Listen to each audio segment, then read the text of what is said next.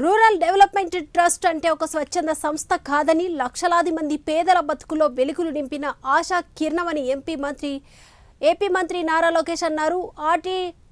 RDT వంటి మానవతా సంస్థకు తాత్కాలికంగా ఇబ్బందులు వచ్చాయన్నారు. ఈ సమస్యను శాశ్వతంగా పరిష్కరించి సేవలు నిరంతరాయంగా ప్రజలకు అందేలా చర్యలు తీసుకుంటామని లోకేష్ హామీ ఇచ్చారు. ఈ విషయంలో ప్రజలు ఆందోళన పడొద్దన్నారు. కేంద్ర ప్రభుత్వాన్ని ఇప్పటికే సంప్రదించామన్నారు. తెలుగు భాష పట్ల ఎనలేని ప్రేమ చూపించే మాంచో పెర్రర్ అంటే తనకు ఎంతో అభిమానమని లోకేష్ తెలిపారు. తెలుగు భాష పట్ల ఎనలేని ప్రేమ చూపించే లోకేష్ తెలిపారు.